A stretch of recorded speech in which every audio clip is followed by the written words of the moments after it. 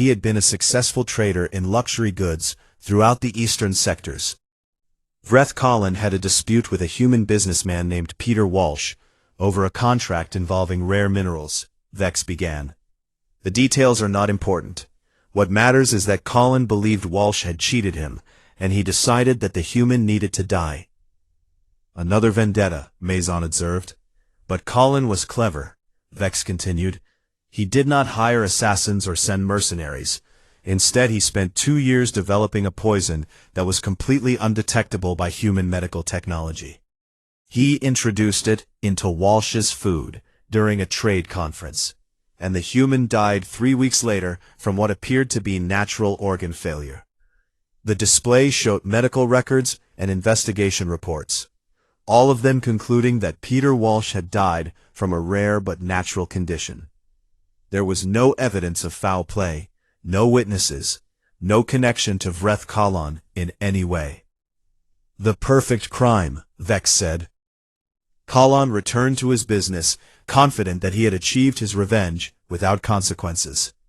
The humans mourned their loss and moved on with their lives, or so it appeared. But they did not move on, Maison guessed. Humans have developed something they call the Persistent Investigation Network, Vex explained. Every death of a human citizen, no matter how natural it appears, is recorded and analyzed. Patterns are tracked across years and decades, waiting for connections that might not be obvious at first glance. The display showed a complex web of data, lines connecting seemingly unrelated events across vast distances of space and time. 3 years after Peter Walsh died, a human investigator named Maria Reyes noticed something unusual, Vex said. Walsh had been in perfect health before attending the trade conference. His symptoms began shortly afterward, and they matched a pattern that had appeared in 2 other deaths over the previous 50 years, deaths that had also occurred after contact with drenary merchants. Coincidence? Maison offered weakly. The humans did not believe in coincidence, Vex replied. Reyes obtained samples of Walsh's preserved tissue and subjected them to new analysis techniques that had been developed since his death. She found traces of the poison, molecules so rare that they could only have come from a specific region of drenary space. The display showed the investigation unfolding, a patient and methodical process that slowly narrowed the list of suspects until only one name remained. Vreth Colin believed he had committed the perfect crime, Vex said. But the humans did not give up. They did not accept the official conclusion. They kept investigating, kept developing new methods, kept searching for the truth. And eventually, they found it. What happened to him? Maison asked. The humans did not arrest him, Vex replied. They did not demand extradition or seek justice through legal channels. Instead, they simply released their findings. Every piece of evidence, every detail of their investigation, all of it made public for the entire galaxy to see. The display showed news reports and commercial records, tracking the rapid destruction of everything Colin had built. His reputation collapsed overnight. His trading partners abandoned him, and financial institutions froze his assets. Within a month, no one in the galaxy would do business with him, Vex continued. Ships refused to carry his cargo, stations refused to let him dock, and even his own family distanced themselves out of fear that association with him would bring the same fate upon them. Social destruction, Maison whispered. He died alone on a station that refused to give him food or shelter, Vex confirmed. His body was found in a maintenance corridor, surrounded by empty containers he had scavenged from waste disposal. The perfect crime had earned him nothing but a slow and miserable end. The display went dark, and Vex turned to face Maison directly. This is why the Crimson Ledger will not accept your contract, he said. Not because we fear the immediate consequences, though those are terrible enough. We refuse because humans do not forget. Even if we succeeded in killing Jake Sullivan and made it look like an accident, even if we covered our tracks perfectly, We would spend the rest of our existence looking over our shoulders, waiting for the day when some human investigator finally connected the pieces. Maison was quiet for a long moment, his earlier anger and arrogance completely gone. In their place was something that might have been respect, or perhaps simply the realization that he had been foolish to pursue this course in the first place. "No guild will accept this contract?" he asked finally. "If you want Jake Sullivan dead, you will have to do it yourself, and if you do, you will face the consequences alone, because no one in the galaxy will be willing to help you once the humans begin their investigation." The merchant lord rose from his seat slowly, his movements heavy with the weight of his newfound understanding. He looked at Vex with an expression that was difficult to read, and then he nodded once. "I will cancel my operations near human territory," Maison said quietly. "Perhaps there are opportunities elsewhere that do not carry such risks." "A wise decision," Vex replied. Maison left the archive room without another word, his footsteps echoing through the corridor until they faded into silence. Vex remained where he was for a moment, looking at the darkened display and thinking about the stories he had told. The door opened again, and a young Corthan entered, his scales still bearing the bright colors of youth. This was Trell, a junior coordinator who had been with the guild for only a few cycles. "Did he accept the refusal?" Trell asked. "He did," Vex replied, moving to exit the archive. "He finally understood why we do not take contracts on humans." Trell fell into step beside his superior, his expression thoughtful. "I have heard the stories, but I have never understood why humans are so different from every other species. They are not the strongest or the fastest, or the most technologically advanced. What makes them so dangerous?" Vex considered the question as they walked through the corridors of Nexus Station. It was a question he had asked himself many times over the years, and he had never found a completely satisfying answer. "Most species fight to survive," he finally said. "When the threat is gone, they stop fighting and return to their normal lives. Humans are different. They do not fight to survive. They fight to win. And they have proven across 100 conflicts that they do not know how to stop fighting until victory is absolute." Trell absorbed this in silence, and then asked another question. "Do you think they will ever become less dangerous as they integrate further into galactic society?" Vex reached his office and paused at the door, looking back at the young coordinator. It was a good question, one that scholars and military strategists had debated for decades. "I hope I never live long enough to find out," he replied. "Because if humans ever become truly comfortable in this galaxy, if they ever stop seeing themselves as newcomers who need to prove their strength, then the rest of us might finally learn just how much they have been holding back." He entered his office and poured himself a drink, a rare indulgence that he allowed himself, only when a particularly difficult conversation had ended. Outside the window, the lights of Nexus Station flickered in their eternal rhythm, and somewhere among those lights, a merchant lord was making arrangements to leave human space forever. The assassins of the Crimson Ledger would continue their work, taking contracts and ending lives across the galaxy. But they would never forget the rule that kept them alive, the truth that every killer in the universe knew by heart. Humans were off limits, not because of law or morality, but because attacking them was a death sentence. And even the hitmen said no. Maison rose from his seat and began to pace the archive room, his expensive robes dragging across the metal floor as he moved.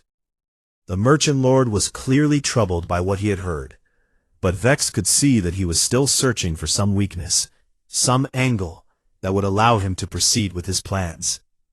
"These stories are impressive," Maison admitted, stopping near one of the data storage units. "But they describe individual humans, exceptional cases who possessed unusual determination. Jake Sullivan is not a retired Marine or a vengeful cargo captain. He is a bureaucrat who spends his days negotiating trade agreements and filing reports." "You are missing the point," Vex replied.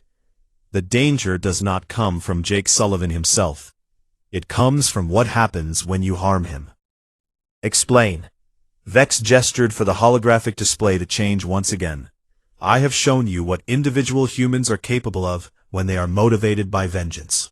Now, let me show you what happens when humanity as a whole decides that someone has crossed a line. The display showed an image of the space station orbiting a blue and green world. The station was clearly designed for education, with multiple docking ports for visiting vessels and large observation windows that would give students a view of the planet below. This is the Meridian Academy, Vex said. 25 years ago, it was one of the most respected educational institutions on the frontier. A neutral facility where children from dozens of species could learn together. Humans, Corvani, Zethrani, Valari, all of them sent their young to study at Meridian. I have heard of it, Mazon said. It was destroyed in some conflict, was it not? The station still exists, Vex corrected, but its reputation was changed forever by what happened there. A Korthan warlord named Greth Terran decided that he wanted to expand his territory, and he believed that taking hostages from Meridian would give him leverage to negotiate with the various governments whose children studied there. The display shifted to show the warlord, a massive reptilian creature covered in battle scars and wearing armor that had clearly seen many conflicts.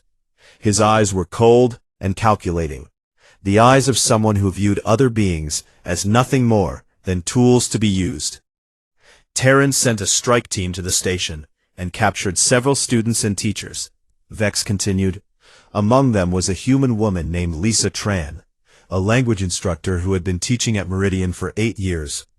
Terran believed that having a human hostage would be particularly valuable, since humanity had been expanding rapidly and had significant resources to offer. A reasonable calculation, Mazon observed. Hostages are a traditional method of gaining leverage in negotiations. Traditional methods do not apply to humans, Vex replied. Terran sent his demands to the various governments, expecting weeks of negotiation and eventual concessions. Instead, within 72 hours, 3 human naval vessels arrived at his fortress moon.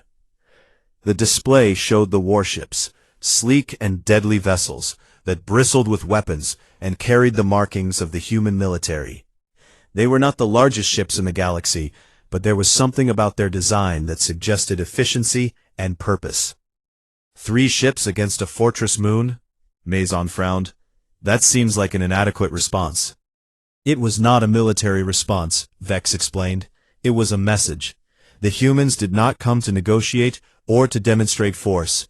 They came to deliver an ultimatum. Their commander broadcast a single statement to Terran. Return the hostages unharmed within 1 hour, or face complete annihilation. Bluffing, Mazon said. Surely they would not risk the lives of their own people. Terran believed the same thing, Vex replied. He had spent his entire life dealing with species who valued individual lives, who would make concessions rather than risk losing their people. He assumed humans would be the same, so he decided to test their resolve. The display showed a recording, grainy footage that had been captured by surveillance systems on the fortress. Lisa Tran was visible, bound and kneeling on a platform, while Terran stood behind her with a weapon drawn. He executed her on a live broadcast, Vex said quietly. He believed it would demonstrate his willingness to follow through on his threats and would force the humans to negotiate. He expected them to become emotional, to plead for the other hostages, to offer whatever he demanded in exchange for preventing more deaths. Mazon said nothing, his 3 eyes fixed on the display. The human commander responded within minutes, Vex continued. She did not plead or negotiate. She simply acknowledged that Lisa Tran was dead, stated that Terran had sealed his fate, and then ordered her ships to begin orbital bombardment. The display showed the fortress from space, and then there was light, terrible and blinding, as weapons designed to crack planetary defenses were unleashed against the structure. When the light faded, There was nothing left but molten rock and debris. The other hostages? Maison asked. Terran had moved them to a separate facility before the execution, Vex replied. The humans had already located that facility. Special Forces teams extracted the remaining hostages while the bombardment was still ongoing. Not a single additional human life was lost. The display changed to show a map of the sector, with dozens of markers appearing across multiple star systems. But the humans did not stop there, Vex said. They declared that Terran's actions had proven his entire clan was a threat to civilized species. Over the following 3 years, they hunted down every member of his bloodline, every ally who had supported him, every soldier who had served under his command. Genocide, Maison whispered. They called it justice, Vex replied. They called it sending a message that would be remembered for generations. Harm one human and you do not face one enemy. You face their entire civilization. Every ship, every soldier, every resource they possess becomes dedicated to your destruction. Maison finally sat down again, his body seeming to deflate as the full weight of understanding settled on him. This is what we call the pack response, Vex explained. Humans are social creatures who form bonds with each other that transcend family or tribe. When one of them is harmed, the others do not simply feel sympathy. They feel as though they themselves have been attacked, and they respond accordingly. But surely they cannot respond this way to every threat, Maison protested weakly. They would exhaust themselves fighting constant wars. They do not need to respond to every threat, Vex replied. They only needed to respond once with such overwhelming force that no one would ever consider testing them again. The Meridian incident is taught in military academies across the galaxy, not as a battle study, but as a warning. Do not harm humans, because the consequences are not proportional. The display showed more footage, recordings of other species speaking about what they had witnessed. Diplomats and soldiers and scholars, all of them describing the same thing, a species that would sacrifice anything, do anything, to protect their own. Jake Sullivan is one human, Vex said, but if you kill him, you will not be facing one human. You will be facing a civilization that has proven it will burn worlds to avenge the death of a schoolteacher. Your mining operations, your wealth, your family, everything you have built will become nothing more than fuel for their fury. Maison was pale now, his purple skin taking on a grayish hue as fear finally began to overcome his arrogance. He understood at last what Vex had been trying to tell him, what every assassin in the galaxy already knew. Humans were not prey, they were the most dangerous predators the galaxy had ever seen, and their protection of each other was absolute. Maison sat in silence for a long moment, his 3 eyes fixed on the holographic display that still showed the image of Katie Vance. The Merchant Lord was clearly struggling to process what he had heard, but Vex could see that he was not yet convinced, not completely. One battle, Maison finally said, though his voice had lost much of its earlier certainty. One colony of particularly determined settlers managed to defeat an assassination guild that had grown complacent. This does not prove that all humans are dangerous, only that the Shadow Covenant underestimated their target. Vex had expected this response. Beings like Maison did not easily abandon their assumptions, especially when those assumptions had allowed them to feel superior to others for so long. The Shadow Covenant was not an isolated incident, Vex replied, gesturing for the holographic display to change. What happened on New Montana was simply the most dramatic example of a pattern that has repeated itself across the galaxy for the past 2 centuries. Humans do not simply defend themselves when attacked. They pursue, they remember, and they never stop until they believe justice has been served. Justice, Maison repeated the word with a hint of scorn. A convenient excuse for vengeance. Call it what you wish, Vex said. The results are the same. Let me tell you about Chris Nuin. The display shifted to show a middle-aged human male with weathered features and tired eyes. He was standing on the deck of a cargo vessel, wearing simple work clothes that marked him as someone who earned his living through honest labor. Chris Nuin was a cargo ship captain who operated in the Valari sector about 40 years ago, Vex began. He had a small crew, a wife, and 2 children who traveled with him on his vessel. They were not wealthy, but they had built a good life together, moving supplies between colonies and outposts along the frontier. I am familiar with the Valari sector, Maison said. It was controlled by the Valari Syndicate until their collapse. Their collapse was not an accident, Vex replied. The Syndicate made the mistake of targeting Chris Nuin's ship during a routine raid. His vessel was carrying medical supplies to a colony that had been struck by an outbreak, and the pirates decided that the cargo was valuable enough to justify killing everyone aboard. The display showed images of a damaged cargo ship, its hull scarred by weapons fire, and its interior destroyed by the violence that had taken place within. Vex watched Maison's face carefully, looking for any sign that the merchant lord was beginning to understand. Chris was not on the ship when the attack happened, Vex continued. He had stayed behind on a station to negotiate a contract for future deliveries. When he received word of what had happened, he rushed to the coordinates where his ship had been found. But there was nothing left except wreckage and bodies. His wife, his children, his entire crew, all of them murdered for a cargo hold full of medicine. A tragedy, Maison said, though his voice carried little genuine sympathy. But such things happen on the frontier. The galaxy is a dangerous place. They do happen, Vex agreed. But what happened next is what makes humans different from every other species. Most beings would grieve, would accept their loss, and would eventually move on with their lives. Chris Nuin did not move on. He swore that he would destroy the Valari Syndicate, and then he spent the next 12 years making that oath a reality. The display began showing a timeline, marking events across more than a decade. Each entry detailed some action that Chris Nuin had taken against the Syndicate, starting small and growing larger with each passing year. He began by learning everything he could about his enemy, Vex explained. He studied their language, their customs, their organizational structure. He took jobs that brought him into contact with their operations, never revealing his true intentions, always watching and waiting. One man against an entire criminal empire? Maison shook his head.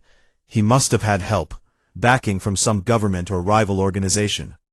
He had nothing but his own determination, Vex replied.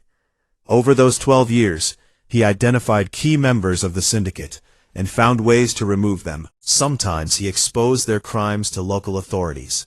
Sometimes he manipulated rival factions into conflict with them, and sometimes he simply waited until they were vulnerable and struck directly. The timeline continued to scroll, showing the gradual deterioration of the Valari Syndicate. Operations failed, leaders disappeared, and paranoia spread through the organization like a disease. By the 10th year, the Syndicate leadership knew that someone was targeting them, Vex said. They hired investigators to find the source of their problems, and eventually they discovered that a single human had been responsible for the destruction of nearly a third of their operation. They were terrified, and they decided to negotiate. Negotiate? Maison repeated. With one man? They offered him everything, Vex confirmed. Wealth, territory, an apology for the deaths of his family, even the heads of the pirates who had actually carried out the attack. They believed that any reasonable being would accept such an offer and end his vendetta. And he refused. He refused, Vex nodded.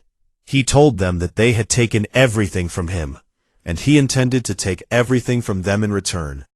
He was not interested in compensation or apologies, only in complete and total destruction.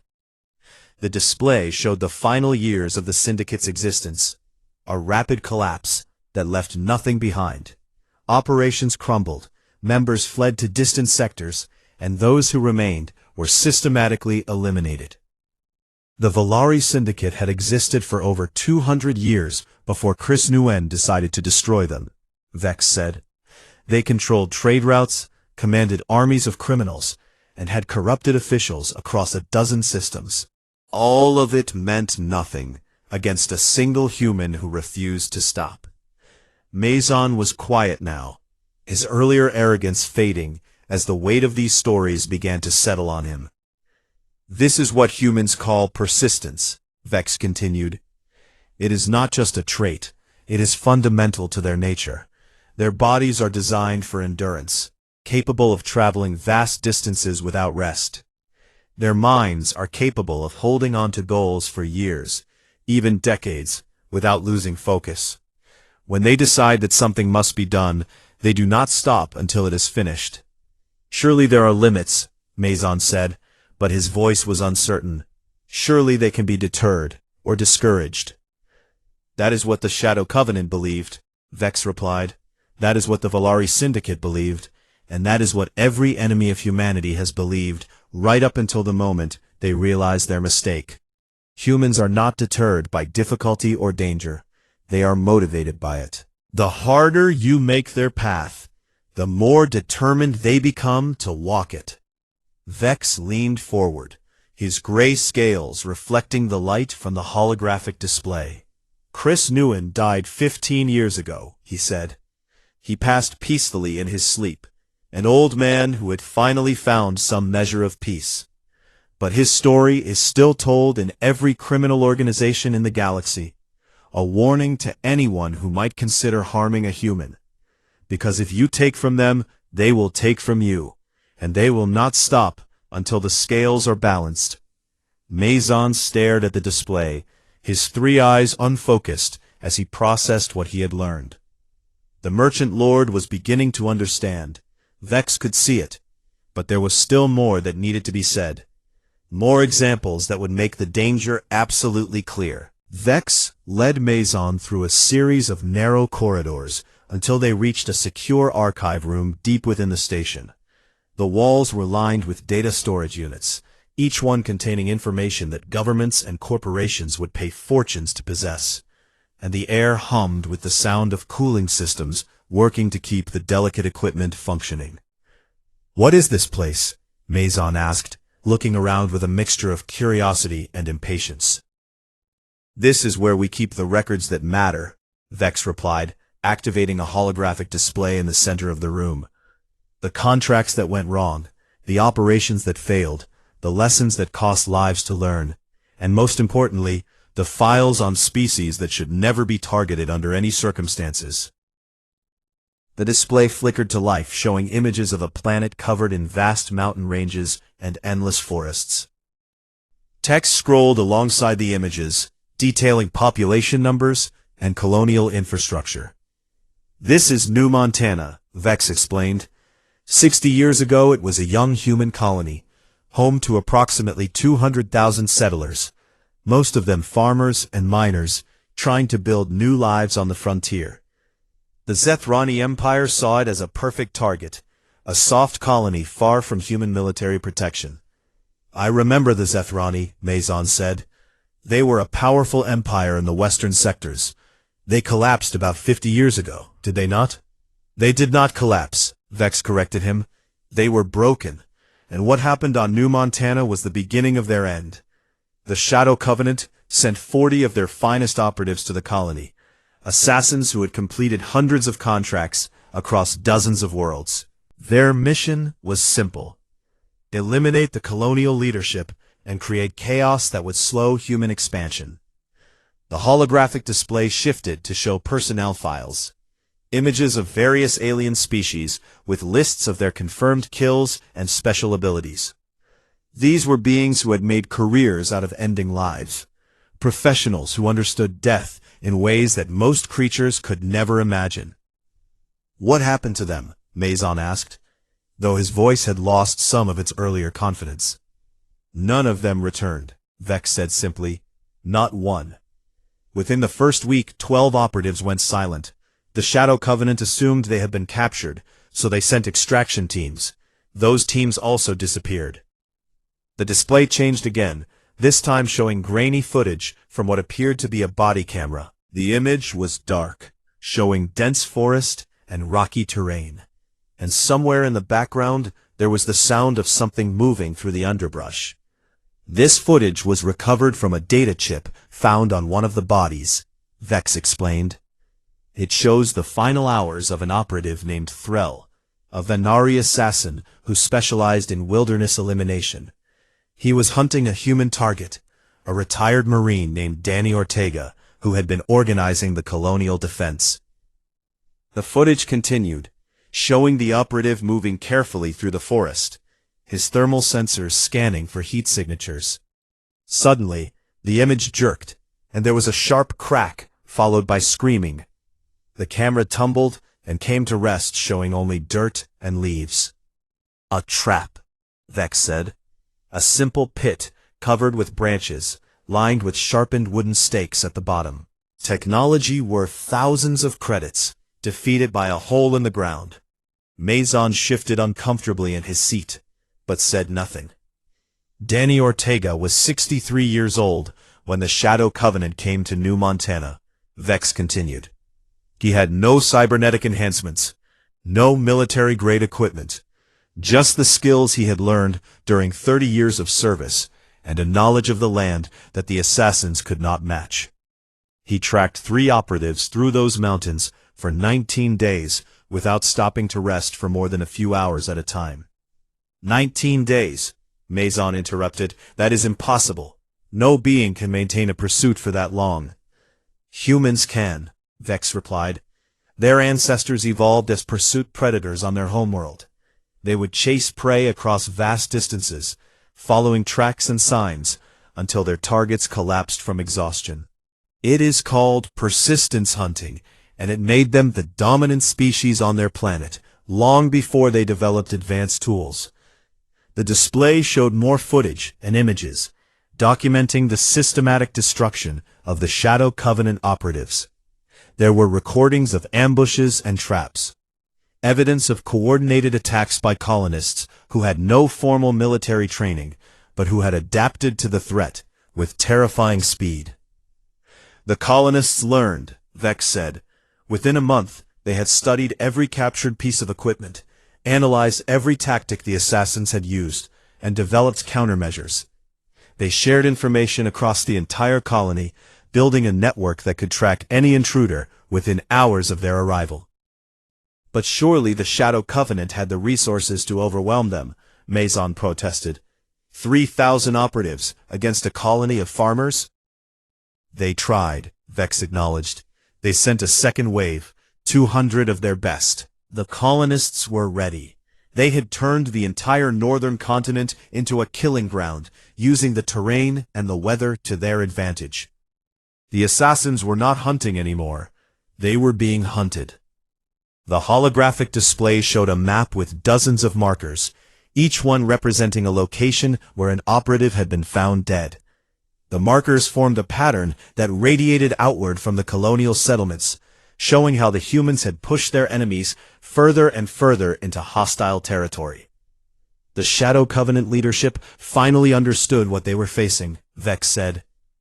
They sent a message to the colonists, offering to withdraw all operatives and pay compensation for the deaths that had occurred.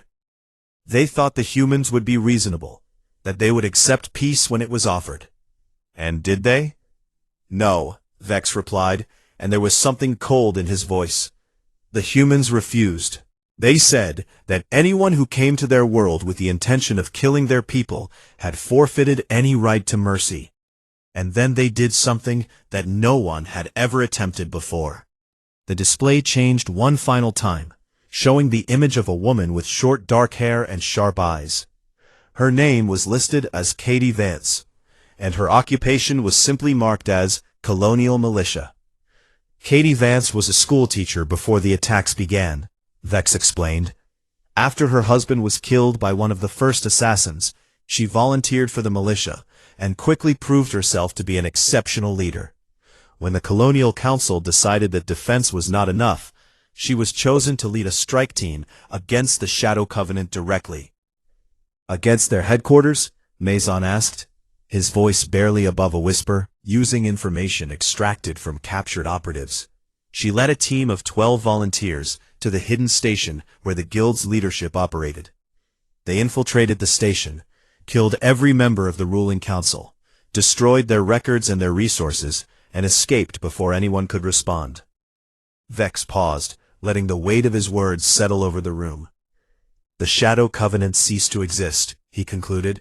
3,000 operatives, 100 years of history, all of it erased by a species that had only been traveling among the stars for a century and a half. And that is why no one will accept your contract, because we all remember what happened to those who thought humans were easy prey. The lights flickered in the lower levels of Nexus Station, casting long shadows across the narrow corridors where only criminals and desperate souls dared to walk. This was the place where fortunes changed hands and lives ended with nothing more than a whispered name and a transfer of credits. Vex Talori sat behind his desk in a room that smelled of recycled air and old secrets, his gray scales catching the dim light as he reviewed the datapad in his four-fingered hands. He had been the senior coordinator for the Crimson Ledger for over 30 cycles, and in all that time he had never once hesitated to accept a contract. Until now. The door slid open with a hiss, and a tall figure entered the room. Dreth Mazon was a Corvani merchant lord, his purple robes trimmed with gold thread that probably cost more than most beings earned in a lifetime. And his 3 eyes gleamed with barely contained fury as he approached the desk. "I have been waiting for 6 standard hours," Mazon said, his voice carrying the sharp edge of someone who was not accustomed to being ignored. "I was told the Crimson Ledger was the most efficient organization in the business, yet here I stand, still waiting for an answer to a simple request." Vex set down the datapad and gestured for Mazon to take a seat. The merchant lord remained standing, which told Vex everything he needed to know about how this conversation would go. "Your request is not simple," Vex replied, keeping his voice calm and measured. "You have asked us to eliminate a human diplomat named Jake Sullivan, who has been interfering with your mining operations in the Kellar sector." "And what is complicated about that?" Mazon demanded. "I am offering 500,000 credits for a single target, which is more than generous for someone of his status. He is not a military commander or a political leader, just a mid-level diplomat who has been causing problems for my business." Vex leaned back in his chair and studied the merchant lord carefully. He had seen this kind of arrogance before, usually from beings who had grown wealthy without ever truly understanding how the galaxy worked. "I have consulted with every operative in our organization," Vex said slowly. "I have contacted freelancers we have worked with in the past, and I've even reached out to members of rival guilds who owe us favors. The answer is the same from everyone." "And what answer is that?" "No." Mazon's 3 eyes blinked in confusion, as if the word itself was foreign to him. "No?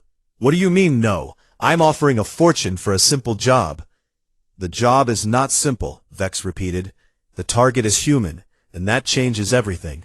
The merchant lord let out a harsh laugh that echoed off the metal walls. "Human? You are telling me that the most feared assassination guild in 4 sectors is afraid of humans? They are newcomers to the galactic stage, barely 200 years since they discovered faster-than-light travel. They are soft, emotional creatures who waste their time on art and philosophy instead of building proper empires." Vex remained silent, allowing Mazon to finish his outburst. He had heard similar arguments before, always from beings who had never actually dealt with humans in any meaningful way. "I will double the payment," Mazon said, leaning forward with his hands on the desk. 1 million credits for 1 diplomat. Surely someone in your organization needs that kind of money." "I have already offered your contract to Scar Ven," Vex replied. The name caused Mazon to pause. Even someone as isolated as a merchant lord had heard of Scar Ven, the assassin who had single-handedly killed an entire planetary council in a single night, the operative who had never failed to complete a contract in over 40 years of service. "And he refused?" "He did not even let me finish explaining the job," Vex said. The moment I mentioned that the target was human, he stood up and walked out of the room without saying a word. I have never seen him react that way to anything. Maison straightened and began pacing the small office, his robes swishing against the floor as he moved. This is absurd. There must be someone who will take this contract. What about the Void Dancers or the Silent Hand? Surely there are other organizations willing to do what you will not. I contacted them as a courtesy, Vex admitted. They gave the same answer. No one will touch a human target, not for any price. Why? Maison stopped pacing and turned to face Vex directly. What is it about these creatures that inspires such fear? They are not physically imposing. They have no natural weapons, no armor, no venomous glands. By every measure they should be easy targets. Vex reached into his desk and pulled out a small data crystal, holding it up so the light caught its surface. This contains the history of every organization that has ever attempted to harm humans. Guild records, intelligence reports, survivor testimonies, all of it points to the same conclusion. Which is what? Attacking humans is a death sentence, Vex said, and for the first time his voice carried a hint of something that might have been fear. Not a risk, not a gamble, but a certainty. Every guild that has ever targeted humans has been completely and utterly destroyed. Maison scoffed and waved his hand dismissively. Propaganda. The humans are clever with their information networks, spreading stories to make themselves seem more dangerous than they really are. Sit down, Vex said, and there was an authority in his voice that made even a merchant lord obey. I am going to tell you a story, and when I am finished, you will understand why the Crimson Ledger will never accept your contract. Maison lowered himself into the chair across from Vex, his expression a mixture of annoyance and curiosity. He clearly believed he was about to hear nothing more than exaggerated tales designed to justify cowardice. Vex activated the data crystal and began to speak. 60 years ago there was a guild called the Shadow Covenant. They were the largest and most powerful assassination organization in known space, with over 3,000 operatives spread across 100 systems. Their leadership believed they were untouchable, and when the Zethrani Empire offered them a contract to destabilize human expansion by eliminating colonial leaders, they accepted without hesitation. I have heard of the Shadow Covenant, Maison said. They vanished decades ago. Some say they disbanded. Others say they were absorbed by rival organizations. They did not disband, Vex replied, his voice dropping to barely above a whisper. They were exterminated, every single member, hunted down and killed by the very species they had been hired to destroy. And that is only the beginning of what I need to tell you. The lights flickered again, and in the shadows of that cramped office on Nexus Station, Vex Talori began to explain why the most dangerous predators in the galaxy were not the ones with claws and fangs, but the soft-skinned creatures from the small blue planet who had somehow learned to turn persistence into a weapon more terrifying than any the universe had ever seen.